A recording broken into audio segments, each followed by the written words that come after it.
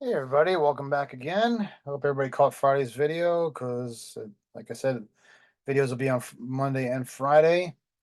Today's going to largely encompass a guest appearance that I recorded a while back that'll have something to do with your fourth assignments. We're already on the fourth assignment. How about that? Um, make sure you catch that assignment from that's out there now.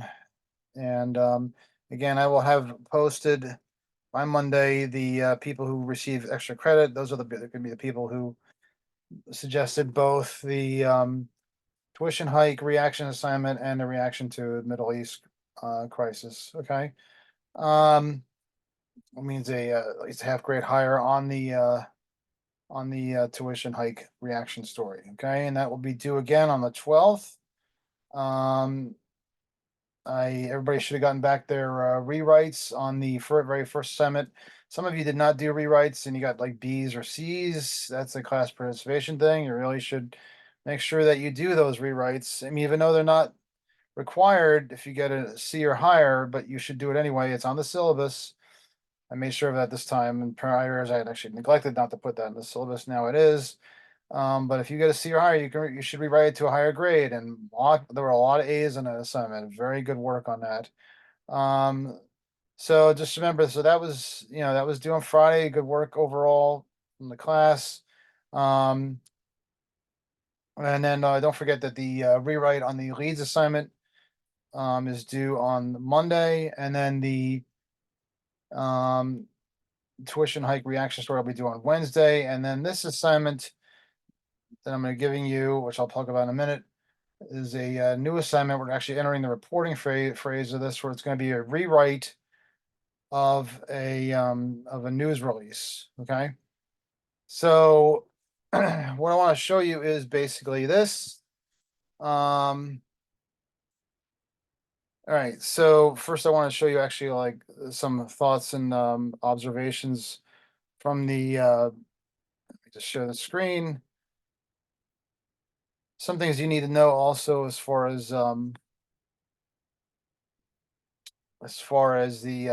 the profile assignment is concerned. Um, okay. So got Eric right here. Eric did very well on this assignment. I'm looking for a singular focus. Natalie Bebek, is that how you say? A music teacher from Clifton High School is getting Clifton High School is getting more attention than Clifton area for a recent retirement for 20. She's been doing a lot of stuff, and this is what brings it to now. I mean, she was a 25-year teacher. There's a lot that went on. She's very involved in the music department, the whole deal, but she's been doing a lot of stuff on her way out the door, and he focused on that, which is very good. Now, one thing you're going to see is this. Okay, so she made this remark saying, I'm willing to do whatever it takes to ensure every student knows their parts, from coming in early to hosting private lessons to having group event evening rehearsals twice or thrice weekly. So this is basically about how she's, what the work that she's doing to put together the orchestra in the final months on her way out the door. Um, but what I don't like are like quotes that are direct quotes that are way too long like this. Okay. Now I let this go on the first assignment, but you should know that basically this is not something I'm a fan of. Okay. So anyway, um, it's really better to write with your own words as opposed to like using other people's words in the story. I always say that you're a writer, you're a storyteller, you're not a stenographer. It'd be very easy to just basically have a story with just loaded with direct quotes. It's very easy to write that. But what you need to do is you need to interpret what people are saying and make it easier to read. Okay. So this actually has some important information in it. Okay. You only really use direct quotes when it's as I described the other day from that chapter 10, you only use them when it's for color or emotion, that sort of thing. Usually they're typically kind of short, that sort of thing. So what you want to do is you want to use your own writing here. She said she will do whatever it takes to get students to know their parts. And you can put a period in there so it's like easier to read because that was a pretty long sentence. She'll have them come in early for private lessons or group evening rehearsals 2 or 3 times a week. Okay, so I mean, it's not that much shorter, but it's probably easier to read. So you notice when I was reading this quote right here, it was actually kind of a mouthful. Okay, so I'm willing to do whatever it takes to ensure every student knows their parts, from coming in early to host private lessons or to hosting to having a group evening rehearsals twice or thrice weekly. Okay, how about saying it this way and then using your own words? You paraphrase. Okay, you be a storyteller. Okay, she said she will do whatever it takes to get students to know their parts. Period. She'll have them come in early for private lessons or group rehearsals 2 or 3 times a week. Period. See how much easier it was to read that? And also the period allowed me to stop and take a breath. So that's what I would really need you guys to do, is to avoid these really long quotes, okay? And just basically write it, right? Use your own writing to interpret what people say. That's what helps makes journalism like a universal language so that everybody can understand from fourth grade on up what's being said. Okay. I did mark that in this story, they did have a couple of she actually Eric had a couple of good colorful quotes. It would also behoove you to practice and learn your part too, she said. It's really a gift from God being able to teach music at Clifton High School, and I'm grateful for every day. That's something that shows emotion. So that's the kind of thing you would put in, like, and it shows it's colorful. That's the kind of thing you would put in direct quotes, okay? But something that's informational like this, no, you don't do that, okay? You just write it like, as a writer, you take what people say and you interpret it, okay? Um, okay, so what we have here, okay, is let's see. Now we have that, and I want to show you another one. All right. Also, I saw like people writing conclusions at the bottom of their stories. Please avoid that. Anthony's work on the bus shows how dedicated he and Jersey Transit are to improving the environment. His efforts to modernize the Jersey Transit infrastructure for a greater future emphasize the need for. The thing is, though, all this stuff was pretty much said already. Okay, this is the last paragraph of the story. Your lead is really your conclusion. Okay, your lead is your conclusion. You basically like think of everything as like an upside down. Everything is upside down in a news story. Okay, so you basically come out with it. You reveal the mystery in the first paragraph or whatever on there, and then basically the rest of it you spend deconstructing. And actually, stories tend to dwindle out. They tend to just end. So just basically like just end the story. That's all. Okay. Um, you don't need to have any kind of like summation or anything like that. Okay. All right. So this is the new assignment. Now I'm recording this over the weekend, so this will be something that'll be posted on Monday along with this lecture. Um, and I also by then need to update this news release. What you're going to be doing is you're going to be rewriting a news release, and I'll be talking about it in this video. I'm going to actually about to show you. Um, and actually I meant to call it up earlier. I apologize for that. So what you're going to do is you're going to write this. You're going to write a story that basically is essentially based on this news release, okay? And this is where again while we become more reporters in the second half of the semester. What you need to do is need to take this information and you need to turn this into a better reported and better written story. Because what you're typically handed is not usually like something on a silver platter, like if you're going to interview, like I do a profile on the family member or something like that, you might already know like some background, that sort of thing. A lot of times you're given information and you have no idea what's going on, and you have no idea even what the company is, you know. What happened here is basically you have a company that basically ran into some trouble. Okay, I could say that much. And the idea here is that I can't reveal too much of what's going on, but I have a coworker that's going to be helping me out. Okay. So let's see. We'll just make this the due date, which will be June 17th. So when you write this story, you could say something that happened on Monday, okay? Meaning next Monday when it's due next week, okay? Um, and let's see, a Monday, June. Sorry about this. Yes, I've done this before.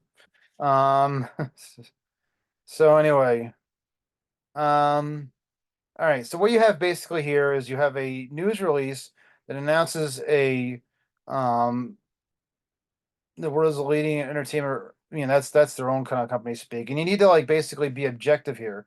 Look for what they call happy talk that kind of maybe conflates or overdoes it in terms of like uh people describing themselves, companies describing themselves. I mean, you need to think of this place maybe on the level of Disney, but nobody's Disney, right? So it's a company like Disney. It does Disney stuff, okay? But what you need to do is you need to write this story as though it's like, But here we are, and basically we have whoops, this I'm assignment, which sorry, is going and to be there it goes. Hold on, both legal and stop. public relations related. I And basically, apologize for Bill's going that. to help talk about, how Okay, not yet. Dope. it's been a couple weeks, but Anyway, I don't know what happened there. All right, so let's go back to the news release. Okay. So this will be a long video, by the way, because it includes this videotape I'm going to show you. Um, all right, so you have like basically a company change and that sort of thing. But what you need to do is go through here, go through this release, and you need to determine like, okay, so what is the really most important thing that actually like matters to people. So this is where you need to like kind of integrate the information you got from like determining what a good lead was from that one assignment, determining what was unique from the profile assignment, that sort of thing. Um, and determining like basically what is the real lead that matters to people in the story. And I can tell you this much, it ain't this first paragraph. Of course, they write when they write news releases, they want you to. They were hoping that you'll write it just like they did in the news release. Okay, but this is where your reporting skill has to come into focus now, and this is what we're going to be working on the second half of the semester. You need to use what they call the reporter radar. So it's kind of corny, but you basically need to determine what really matters to people. Okay, if they like do any kind of business with this company, whether as a customer or as a partner or whatever like that, is there something that caused maybe people to maybe like take a pregnant pause in terms of like what they want to do business with people or not, with this company or not. Okay. I mean, of course, they're going to come out and say, oh, like, look, everything's fine here, nothing to see. But when you actually shot, let's say this happened with some store in a mall or something like that, or yeah, mall, it's like age, right? Macy's or something like that, and like they did something and something bad happened, and it may give you like pause. Or if it was Disney or something, and you say they did something bad or whatever, or somebody did something bad, you may give you pause about like wearing like Disney gear or something like that, or kind of showing like the colors of Disney or like advertising for Disney or something like that. Make it think maybe think you twice about shopping there. What they what you won't be thinking about when you go into Disney is whether they restructured the management roles. So this should not be the first paragraph. You need to go through this press release, determine what essentially is the best, most important paragraph of the story. Now, it doesn't mean that all this information in this story is actually not usable for the story itself. It just needs to be kind of pushed down in the story. It's not as important. What you need to do then is to reach out to, and here's his email address right here, Bill Borden, who is the he actually works with me. He's been my friend since I was like 5 or 6 years old, and he's going to play the role of director of corporate affairs for Megalomania Media Company. Okay. And what you need to do is you need to basically find out what happened, what really happened here to cause this change. Okay. You need to find the lead in the story. And I really strongly suggest that you reach out to me first and you need to get started on this right away because you only had a week. Okay. Like, and basically reach out to me and say, like, is this the lead in this, or basically, is this the material for the lead in this press release? It's in the press release. Okay. And then once you get that information from the lead, then you can actually like find out more information about what caused that to happen. And those details are pretty crazy, by the way. So you need to get that information, and Bill has that information. He's going to play the role of company spokesman. If you could please, I mean, sometimes he says things like, "Oh, keep me anonymous." You can use his name, say Bill Borden, the spokesman for Megalomania. Okay. All right, so you're gonna hear more about that now in this video that I'm about to show you. It's about 45 minutes long, 49 minutes long. All right, so here we go. All right, and then I'll just sign off at the end. And like I said, this will be posted on Monday, and this story will be due a week from Monday. Okay, so here we go.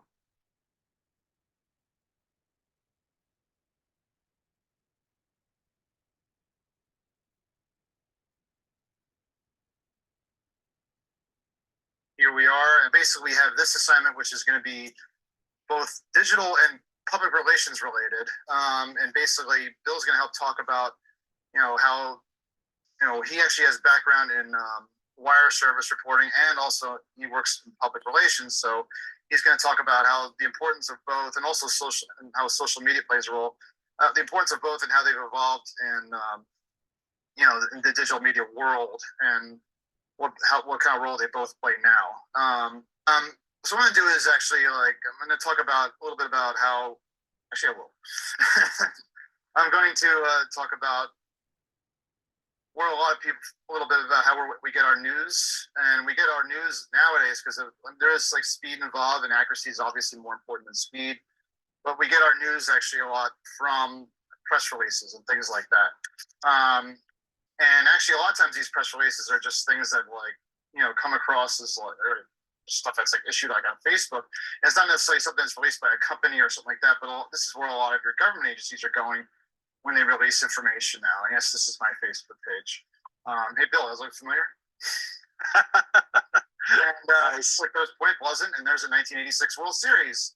Yes, I'm a Mets fan. I don't know. I have a big thing about no showing my face. Anyway, so probably because I don't like it. Anyway, let's see. Let's go to my hometown, Point Pleasant Borough Police Department. Okay, so this is actually one of the things we do when we cover patches, and we get our information straight from the police, and we'll actually go to, and a lot of time, it seems like most of the time actually now they actually release their news and information on Facebook. So this actually was important news right here. Was in the pandemic and everything, a lot of people were wondering like how, what sort of rules their kids and everything, and as far as like candy distribution is concerned, what sort of rules they have to play by. So, Point Pleasant, the police department, this is how they release their information. There's speed here and there's accuracy, but there's also just like a way of connecting the public directly here. And also helping out the news media in some ways. And that is basically presenting like this is basically about safety tips, but they actually did release their information about how the Point Pleasant's individual rules for actually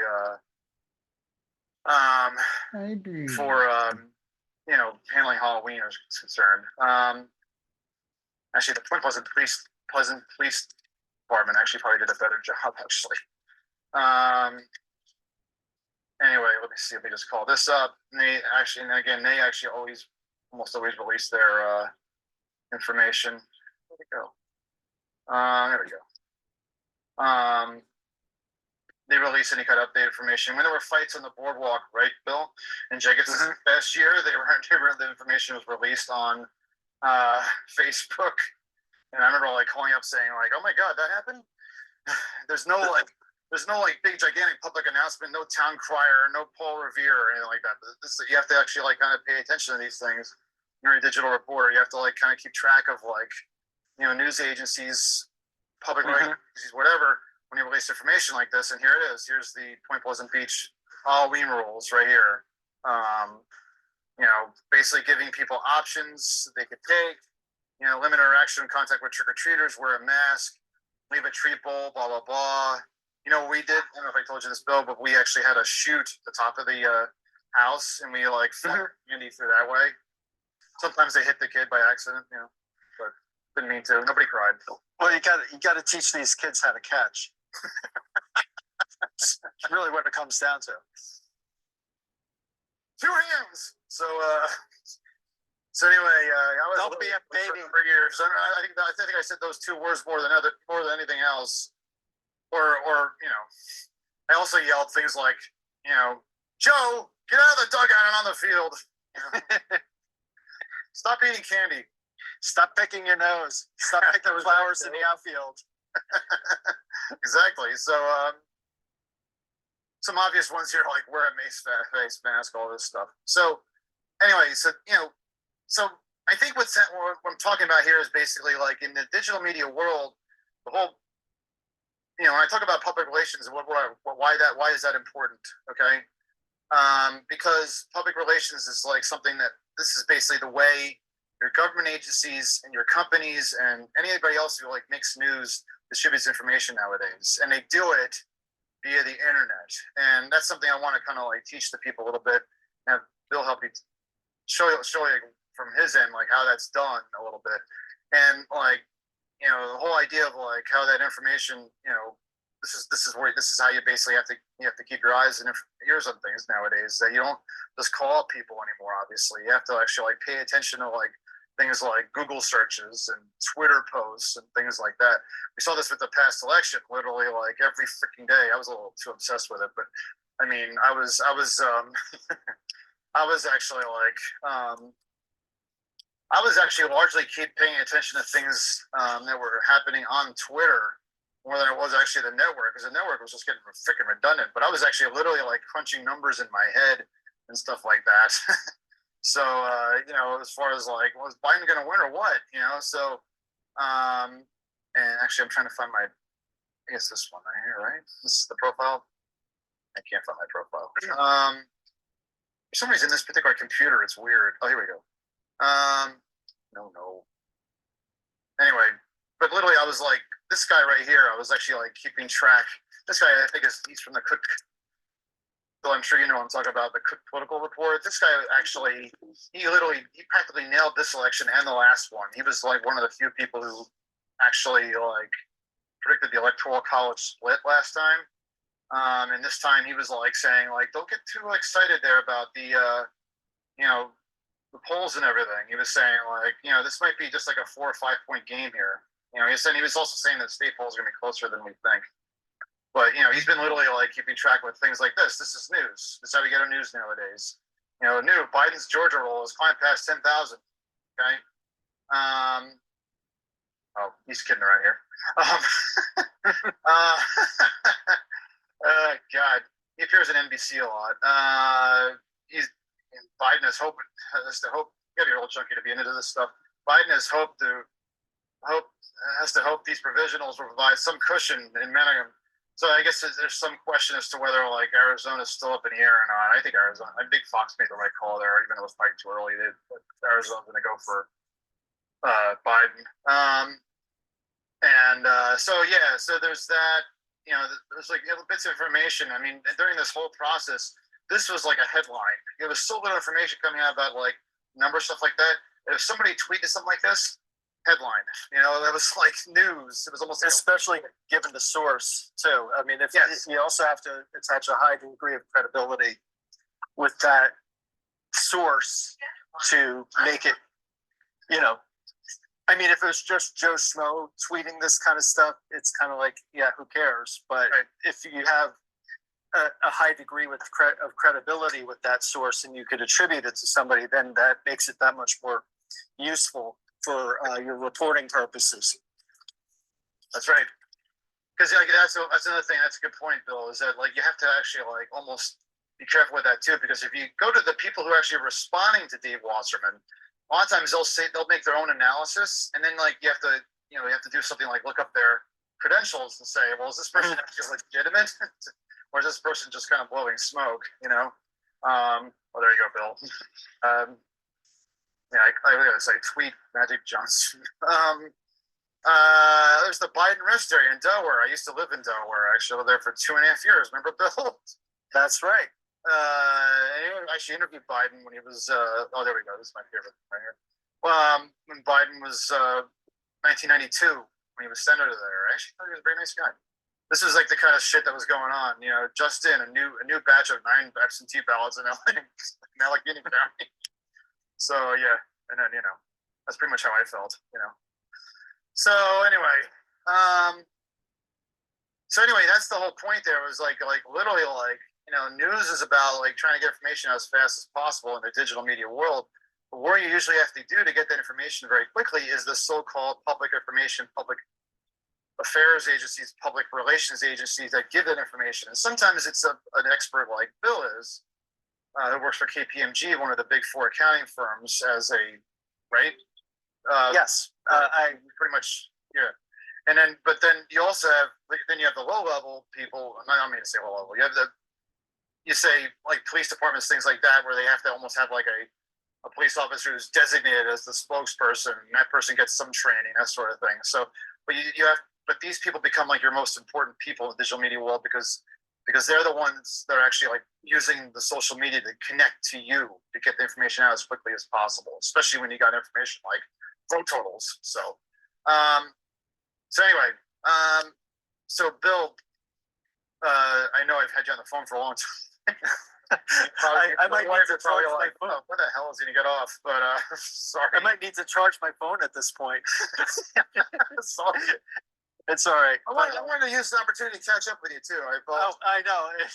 I know. I think we've been on the phone for an hour and a half before we got on this subject. No, it's just like That's the old cool. days, man, when we used to be on the phone for like hours and would drive people Oh, yeah. crazy, remember? Oh, I know. And our wives just do the collective eye roll, like, oh my God, these two are so stupid. But Not only that, my daughter just shut the door. I went outside. So Anyway, Yeah. Bill, can you tell us a little bit about yourself? Like, so you worked first actually for Reuters, right? Which is a wire service agency. Well, yeah. Well, I actually, let's take it even back further. Tom and I were both co-editors of the high school newspaper in Point Pleasant Borough, class of '85. Only So, that yes. Strong survived. That's it. Yeah, we had our journalistic start back then. And then we went our separate ways. Tom to Rutgers. I went to Trenton State College. I started out as a biology major, but came back home to journalism by my sophomore year because I liked it that much better. And had a change of major. I signed up to do work for the college newspaper, which was very, very foundational and opened a lot of doors as far as building a set of skills and having at least a foothold to get internships while I was still in college. And if you're serious about doing anything in news or public relations, it's very important to get clips. Go to your college newspaper, volunteer, write a story a week, and get those clips to get your internships. Preach it. Because the people that don't get the clips don't get the jobs, and they lose out on those kind of opportunities. So at Trenton State College, I was a reporter, production manager, sports editor, and news editor. It's the college in Jersey now, by the way, guys. Yeah. In lovely Ewing Township, suburban Ewing Township. Hey, that's where my grandmother was buried. So I don't know if I ever told you that. Oh, I didn't know that. Right down the street. Yeah. So but that experience also opened doors to get an internship at the Trenton Times and also the Asbury Park Press while I was still in college. And that gave me additional clips to try and get a foot in the door in journalism. When Tom and I graduated college, it was kind of like a down time. I had trouble finding anything in journalism right out of school. Worked at Enterprise Rent-A-Car for a year, sold insurance, eventually came into decided to become a stringer, started working, covering town meetings one night, like a couple nights a week, and then doing a weekend job to make ends meet when I was in my early 20s. And I eventually got a full-time job working for a weekly newspaper called The Beacon, which was a small group of newspapers in Ocean County. Got my clips there. And then there was, in 1993, there was an opening for a temp job at Reuters. And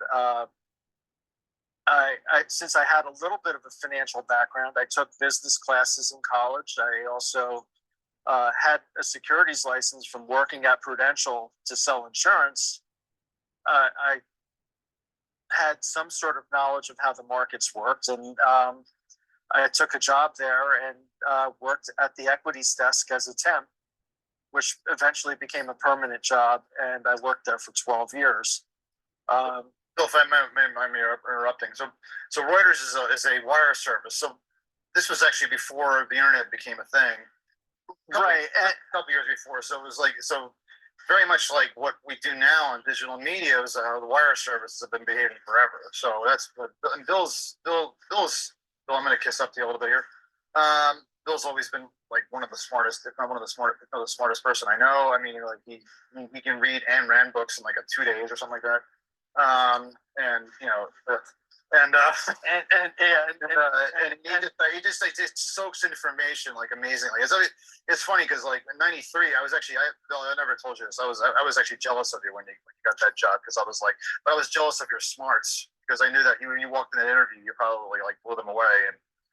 You've always had like much greater understanding of the financial markets than I've ever had, and I couldn't even understand movie trading places until you explained it to me. So, you know, so yeah, that just made sense to me. You know, so you got that job as quickly as you did, and you deserve it because you like were basically dealing with shit for like 4 years. So, you know, but you took to it really quickly, and then you had to deal with the whole thing with like. Having to like get news out there, even if it's like a little bit of news, partial news, like a tweet. Mm-hmm. There was no Twitter then, but out there, or right? Or press releases coming in from PR Newswire and Business Wire, which are tools that big companies use. I mean, you pay, you know, probably for a fairly short press release, your company's paying about $2,000 to get it disseminated widely, and you know, with Google now, it's very easily searched, right? Where those kind of press releases will appear in your searches. But when I was at Reuters in 1993, we had these dot matrix printers that screeched as the press releases would be fed through the printers, and we had this guy. His name is Jerry McCormick, who would rip the press release off, slap it on the desk, type out a headline, put it on the wire so the traders could react to it. And he was timed to the minute on how quickly that press release, that headline would hit the wire. Wow. And then he would hand the press release to you and say, follow up on my bulletin, my snaps, which are the headlines that are or what the stock traders are using to trade on. And then you would write like a quick story, get the first 2 paragraphs out within 10 minutes after the story appeared. And then you would add additional details as if it was a major story, you would continuously update it. If it was like big news of the day, you would do like 3 or 4 updates, you know, where you're adding background information, getting a third party to comment to say, you know, give a little bit of context around the story, whether something's good, bad, unexpected, you know, what the next steps for a company would be. Right. You see some of this in political reporting as well, where you'll have that quick thing, that the quick headline somebody reads, and then they'll call in the third parties, you know, like somebody who worked in the 2012 campaign to offer a little bit of background or context. Why is this significant, to offer some insights around a particular news event? Right. Things evolved even within Reuters as you know, the markets started to get hot, more money was coming into the markets. We expanded the desk, and it got to a point where Jerry, the guy who was ripping the releases off, he moved to a copy desk to edit all the copy that was coming through. But I ended up being one of the people who would be getting the electronic feed of these press releases, writing the alerts for the stock market to react to, and then handing off the news to be written to other people. And basically, Jerry's job got so complicated that it had to be handled by 6 people to do it effectively, because just the volume of news that was coming in on PR Newswire. Like if you look at earnings period, which is companies are, if you're a major company, whether it's Nike, IBM, Microsoft, Google, Facebook, and your stock is traded in the market, you're obligated to report your financial results every quarter. And that's one of the trade-offs that you make when you say, okay, I'm going to sell stock to the public. you have to follow the rules that the, the Securities and Exchange Commission sets up, where you have to disclose certain things. If there's material news, a change of leadership, a change, whatever, how much money did you make for the quarter? Is there an issue where the next quarter might not be that good, or it might be better than expected? Right. Is your company going to go out and buy another company? There's issues where you have to take into account whether it's material, like an action could move a share price. It has to be disclosed. So there's a regulatory obligation by these companies to have PR people handle disclosures like that. The idea with having, people that sit at the news desk that could put out those alerts, and then we hand it off to reporters that are specialists that have those individual contacts, where they might know securities analysts that follow the industry, they might know consultants that follow the industry, they might know people who do market analysis that might be able to offer some details or insight to help color a story. That ends up helping as you update the story as the day progresses, and that's where you might get 3 or 4 updates out of an individual news item. Give more context and and you polish up the writing as things go along too, and you might be able to like in the lead where initially you might say XYZ company purchased ABZ company for this much in stock, valuing the business at X amount of dollars. You might be able to say XYZ company bought this company to help, better engage customers with this kind of product line. Right. And ABC's company shares rose 15% that day, during the day's trading, to give a bit of, a fuller sense of what is happening in the marketplace and how the market reacted. So, I covered retailing and healthcare throughout my time at Reuters. I started out as a retail specialist probably in the late 90s and into the .com era, when everybody was trying to change themselves to be an internet company. Yeah. As Amazon evolved. Yes. And I've interviewed like CEOs from different companies over the years. In fact, I've interviewed people sitting in a small conference room, probably no further than 3 feet away from me, where the people would be worth like a couple $100 million because they founded a company. In fact, I interviewed as part of my efforts. I went to night school and got a business degree, Montclair State University, MBA. But through the late 90s and early 2000s, I took the time to get my degree, and I have to go plug my phone in because I'm losing steam here. Sorry, Bill. But We've got 6 a.m. No, I'm just kidding. Yeah. So I interviewed the CEO of Cardinal Health, which is a big drug wholesaler. The guy founded it when he was 26 years old, and if you look now, the company's does $80 billion a year in revenue. It's a huge company. But as I was talking to him, I also, you're usually writing for getting a sense about, what a company's prospects are, things that are going to move the stock and help make news. But I also asked him about his approach to mergers and acquisitions. And, sometimes the hour and a half that I spent with him, his name is Robert Walter. The hour and a half I spent talking to him was probably the best lesson that I've had in mergers and acquisition strategy for a company. You know, like probably I got more out of that hour and a half that I did in some of the courses that I took, like over a course of 16 weeks. And these are like master's level courses.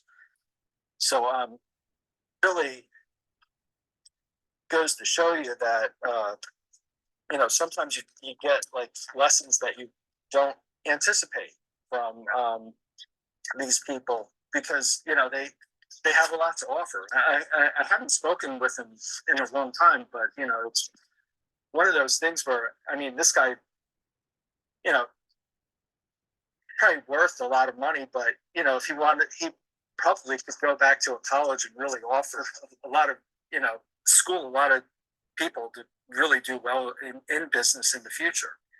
So, you know, but I mean, I enjoyed my time at Reuters. It was a lot of fun. I also enjoyed my time at the Times Beacon newspapers, and that. But then you covering local news has its own sense of fun too, even though you don't have the big readership. I mean, you really do connect with people in the community.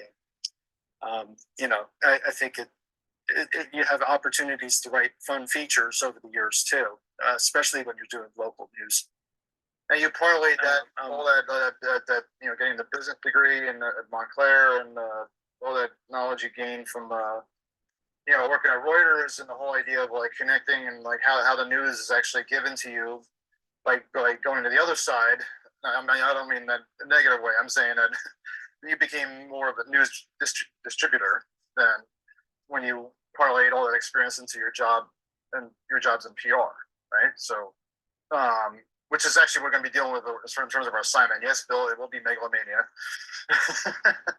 So, so how did you deal with that transition? Like, what was that like going from like news receiver to news giver?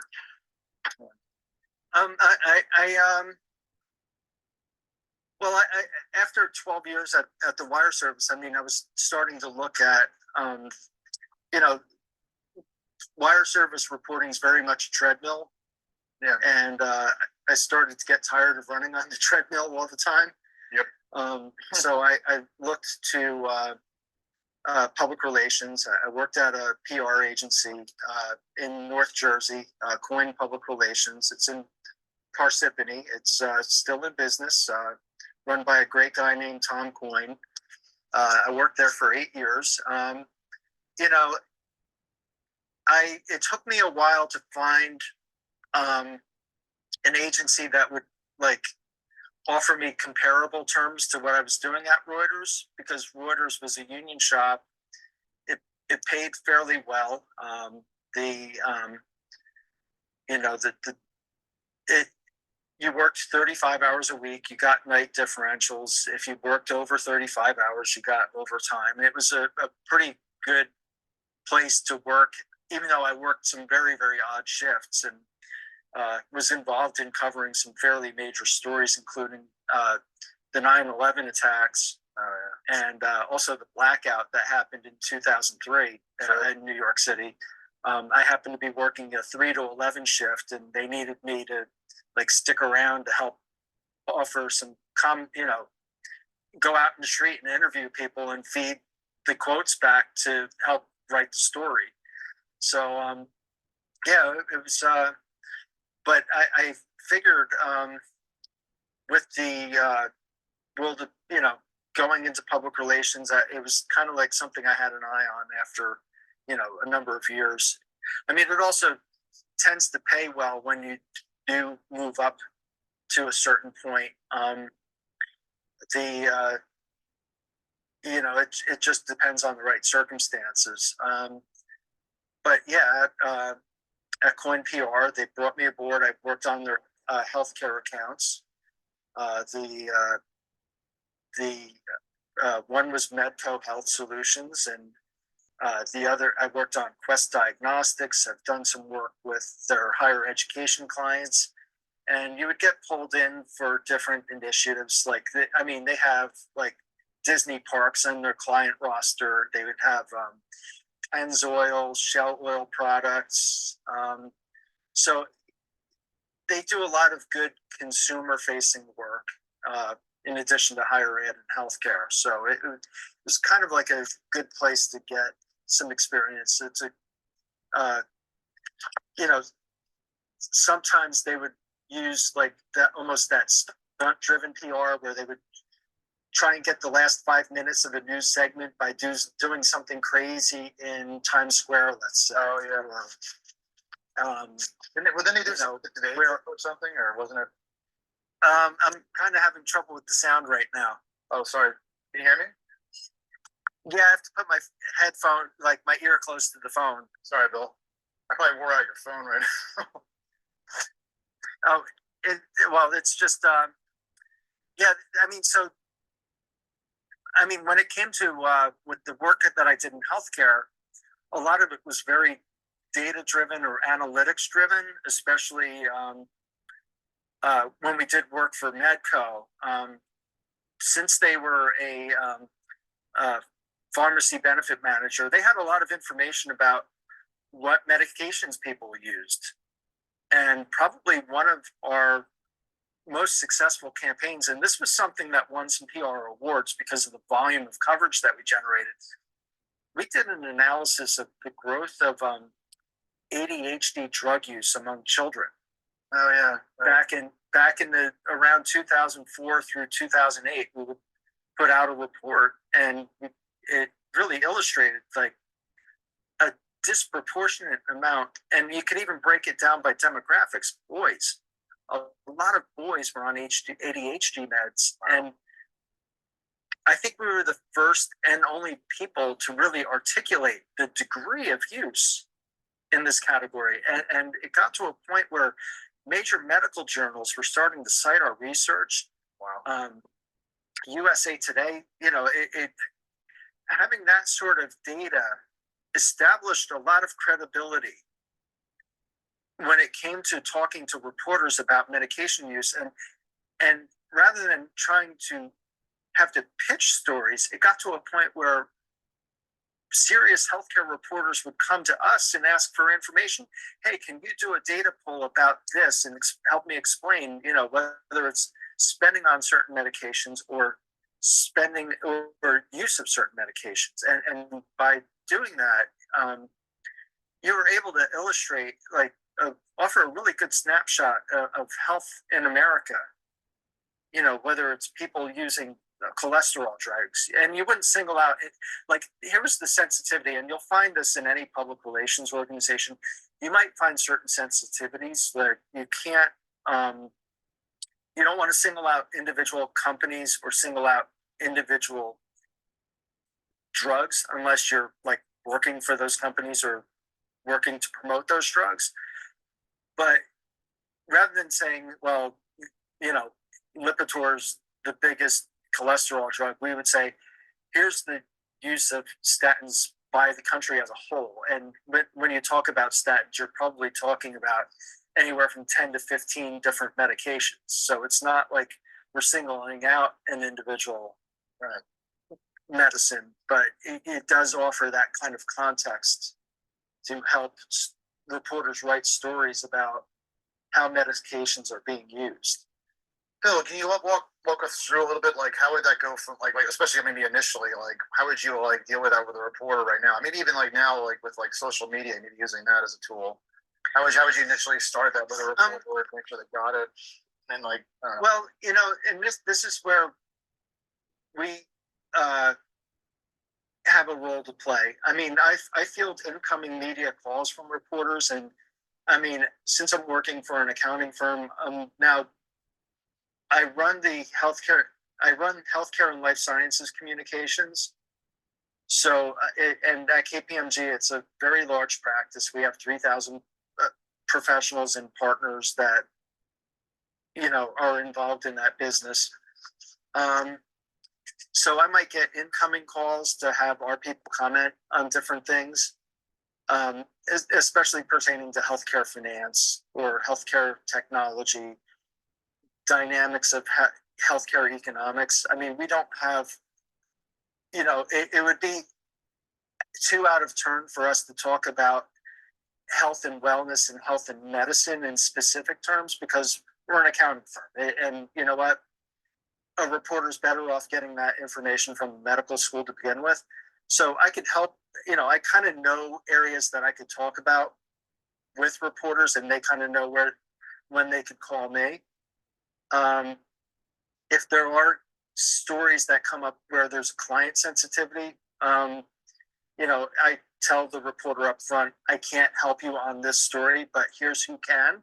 Right. Because I don't want to be in a situation where I'm talking out of turn or one of our partners are talking out of turn when it's a sensitive issue for a client because we're dealing with confidential information that, you know, could be very important for a client to have like under wraps because it could be pertaining to business strategy or it could be something that would move a stock and it would essentially be insider information. So that's the kind of thing that we, you know, try to avoid talking about. But when it comes to us pushing out information, we might do things like surveys. We might do things like analyses around particular issues that are going on in healthcare. And when we talk about reports, you know, we'll take issues that are kind of relevant and pertinent and top of mind to healthcare executives and publish reports about them.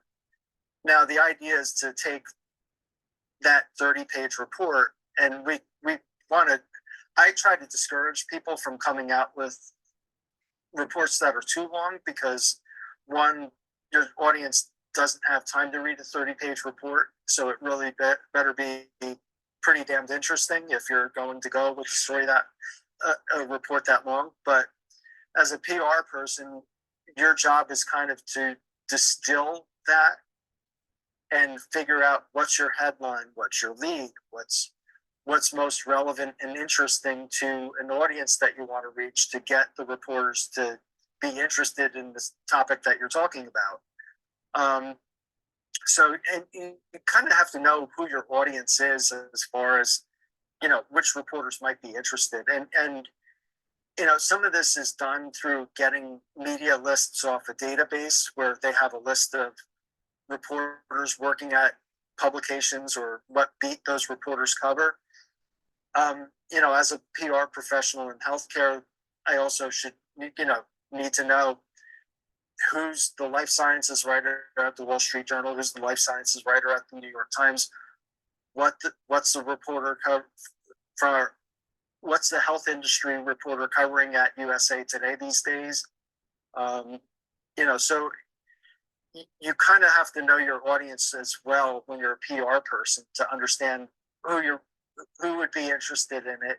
You don't want to trouble a busy reporter with something that's not relevant. So you have to either make something relevant to that reporter or figure out a way to, you never want to lie. You basically have to tailor that information to make it relevant. And if it's not entirely relevant, you don't do a press release and you kind of say it's not news, but sometimes you could put something out on social media to help promote that report. Right. That kind of hits some of the highlights. The journals might not be interested, but some people in the industry that are working in healthcare might say, oh, okay, I get it. Let me go. I see that this point was raised, this point was raised, and this point was raised. And LinkedIn is a very, very valuable tool for that. And then we'll include a link to the actual report. So that could be a good discussion starter. And that's where public relations can help drive the business. I mean, it's not overly salesy. You're being topical and relevant. You're reaching an audience that's very important for your client. You know, your client, and in this case, my client is the partners who work for an accounting firm and own that accounting firm and are responsible for driving business and winning new business to, you know, help start discussions about, is there a new tax change that's going to change, you know, to affect the market, or if there's going to be something that, you know, where KPMG can help an executive build a new facet to their business. So let me segue from there. So our assignment is actually going to be that. It's going to be basically the whole idea of actually like, and this actually is not like what Bill presented you was actually, let's see, Bill's an expert at this, so he actually will handle it well as far as like releasing public information and getting it to the right people, making sure that it's distributed correctly, is distributed in a modernistic way. I have another friend of mine, Mike Yapel, who works as a spokesman for the Department of Education. He's very much the same way. He connects to people, he talks to people, he actually writes the story for them. I mean, these people are really like top of the field. What the assignment I'm going to give you guys is probably maybe an example of where maybe it's not done so well. So is that fair to say, Bill? That this is the megalomania thing, where maybe it's not, it's done like Bill mentioned before about errors, but there's also like, I guess there's some deception that's kind of like involved too, that you have to watch out for, because the idea here is that a public relations person, like Bill wouldn't do this, but there are public relations people out there. Is this right? Fair to say, Bill? Who probably, I mean, they'll obviously, I mean, they're trying to Bury the lead. yeah, right. They're trying to spin things so that, like, obviously things look favorable to them. You can't necessarily blame them for that, perhaps, because I mean, look, their audience again are essentially reporters, so they want to see if something as bad is happening, that look, there's also something good coming out of this too. You know what I'm saying? Like, Bill, I really appreciate giving all this time and everything. Really, it's great. And so anyway, this is going to be the assignment. So this is probably like, it's still not very good. What I want you guys to do basically is this. I want you guys to actually rewrite a press release, because there's probably no way we've been doing our journalism more these days than actually taking a press release and just rewriting it. Of course, you don't. The thing is, though, is that what a lot of people don't understand is that, as Bill was talking about before, you try to you first have to release a story and you have to get it out typically. And nowadays, especially if it's a breaking news story or something like that, and this actually kind of serves a bit of like a breaking news story. But then you actually have to build on the story to provide the appropriate context and depth, so that it's not just like you just can't have the company like give up the bullhorn and present one side. That's it. So what you have here is basically an announcement that a company is. I'll tell you overall, it's about a company that's made some big restructuring changes. Anyway, so. But the thing is, though, is that they're spinning it in a way to make it look like what's happening is a really good thing. When actually what happened is actually quite embarrassing. But what I want you guys to do, and I want you guys to communicate with me and make sure that you're connecting with me, you text me, whatever. But also I want you guys to connect with Bill, if that's okay, Bill? Yes. And this, Bill, is the right email address there? Yes, it is. It is. So anyway, please, you have to email Bill, okay? I'm going to post an assignment about this. You have to email Bill, and you're going to look through this press release. I'm trying to put in the cart before the horse. You have to look at this press release and say to yourself, because this is the company's spin about how they feel like whatever happened is actually a good thing. They're going to tell you, oh, look at this, we're doing all these great things, blah, blah, blah. But you have to read the press release and actually figure out what you think is actually the most important part of the story for your readers to know, okay?